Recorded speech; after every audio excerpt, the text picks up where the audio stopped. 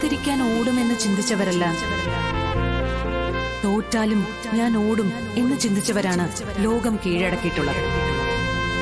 നമ്മൾ ജയിക്കാത്തടത്ത് മറ്റൊരാള് ജയിച്ചു കാണുന്നതും നമ്മുടെ ജയം തന്നെയാണ് എന്ന് വിശ്വസിക്കുന്ന ഒരാളാണ് ഞാൻ. ഞാനിവിടെ വരണമെന്നും വിജയിച്ചവർക്ക് സമ്മാനം നൽകണമെന്നും ആരോ ഒരാൾ മുൻകൂട്ടി തീരുമാനിച്ചിട്ടുണ്ട്.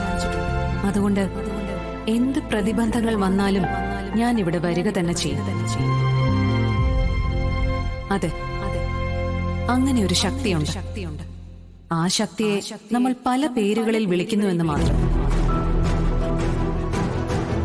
ശിവൻ സൂചിപ്പിച്ചതുപോലെ നമ്മൾ ഓരോരുത്തരും ആ ശക്തിയുടെ പ്രേരണയിൽ അദ്ദേഹത്തിന്റെ ആജ്ഞകളെ അനുസരിക്കാൻ ബാധ്യസ്ഥരാണ്.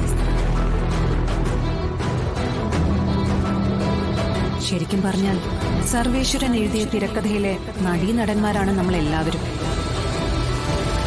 സന്തോഷവും സങ്കടവും എല്ലാം കൃത്യമായി എഴുതി ചേർത്ത് വലിയൊരു ജീവിത നാടകം. പരാതിയും പരിഭവങ്ങളും ഇല്ലാതെ നമുക്കതങ്ങ് അനുഭവിച്ചു തീർക്കാം, അല്ലേ?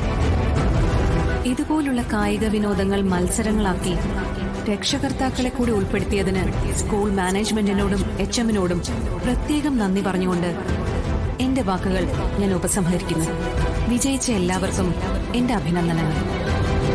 തോറ്റവർക്ക് അടുത്ത അവസരം വിജയം നേടിയെടുക്കാനുള്ളതാണെന്ന് തിരിച്ചറിവും ഉണ്ടാവണം. കാരണം ഈ ലോകം ജയിച്ചവരുടെ മാത്രമല്ല, ജയിക്കാനിരിക്കുന്നവരുടെ കൂടിയാണ്.